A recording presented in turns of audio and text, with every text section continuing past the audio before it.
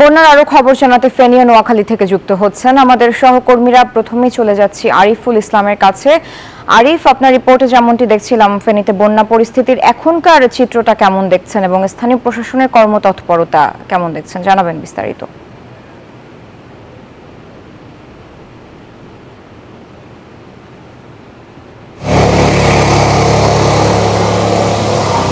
এই মুহূর্তে আমি ফেনীর পরশুরাম আর ফুলগাজী যে মহাসড়কটি রয়েছে সেই মহাসড়কে আমি দাঁড়িয়ে আছি।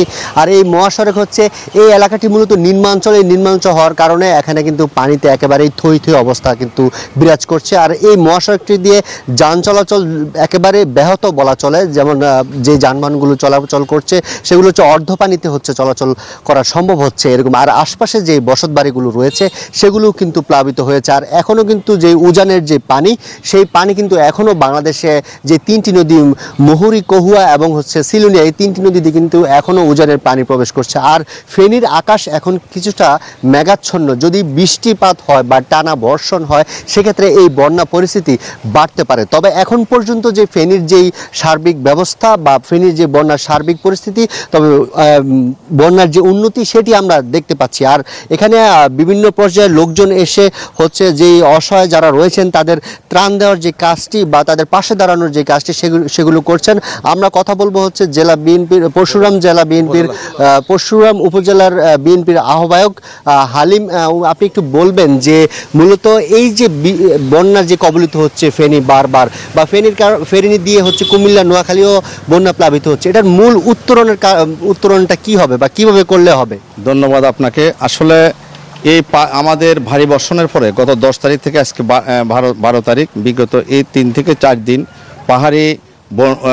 পাহাড়ি বন্যার বৃষ্টিপাতের কারণে যখন ইন্ডিয়া থেকে পানিগুলো বাংলাদেশে নেমে আসে, তখন পাগলা মুহুরীতে ওভারফ্লো হয়ে নদীর বেড়িবাঁধ ভেঙে এই বন্যার সৃষ্টি হয়। আপনারা দেখেছেন যে ইতিমধ্যে এই সমস্ত রোডঘাট প্লাবিত হয়ে আছে। আমরা আমাদের ভারপ্রাপ্ত চেয়ারম্যান তারেক রহমানের নির্দেশে আমাদের সাংগঠনিক অভিভাবক, সাংগঠনিক সমন্বয়ক জনাব রফিকুল আলম মজনু ভাই গত 3 দিন এই পানির মধ্যে থেকেও পরশুরাম ফুলগাজী ছাগলনাইয়া ফেনী 1 আসনে উনি ত্রাণ বিতরণ, নগদ অর্থ, তারপরে বিভিন্ন রকমের শুকনা খাবার, খিচুড়ি, মানুষের ভাঙনাগুলো পরিদর্শন করা, সবগুলা উনি ত্রাণ কার্য পরিচালনা করে গতকালকে ঢাকা চলে গিয়েছেন। সমাধানটা কিভাবে হবে আপনারা ইতিমধ্যে আমার জেলা বিএনপিও এসে সমস্ত কিছু দেখতেছেন। আমরা আসলে দলের নির্দেশে আমরা উদ্ধার অভিযান চালিয়ে অনেক লোককে আশ্রয়ন কেন্দ্রে নিয়ে এসেছি। ইতিমধ্যে আমাদের বেশ কয়েকজন রোগী যারা ডেলিভারি অবস্থা, যেমন আমাদের ধনুকুণ্ডা থেকে একজন আমাদের যুবদলের যুগ্ম আহ্বায়ক রোবেল, সে একজন ডেলিভারি রোগীকে উদ্ধার করে যখন সদর হাসপাতাল পরশুরামে নিয়ে গেছে।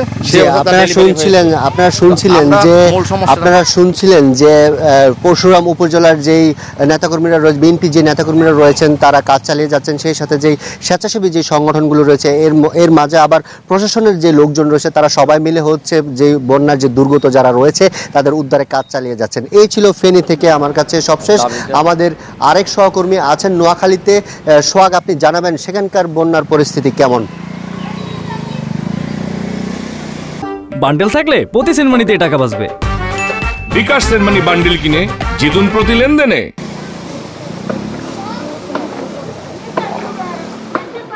জি ধন্যবাদ।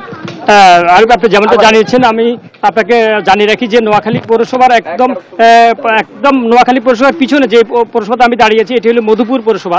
আসলে গত 2 দিন থেকে আসলে জলাবদ্ধতা কারণে এখানে গত 3-4 দিন বৃষ্টিতে এখানে ব্যাপক আকার বৃষ্টিপাত হয়েছে। এখানে গত 2 দিন বৃষ্টি না থাকলেও কিন্তু এখানে মানুষের বাড়িঘর পানিবন্দী রয়েছে। তো আসলে আমি এখানে জলাবদ্ধতা শহরের মূল জায়গা, এখানে কি কারণে জলাবদ্ধতা সৃষ্টি হয় আমি আপনাকে একটু সংক্ষেপে জানতে চাচ্ছি। সংক্ষেপে জানতে চাচ্ছেন, এটা পৌরসভার 1 নম্বর ওয়ার্ড, পৌরসভার পিছনের ওয়ার্ড।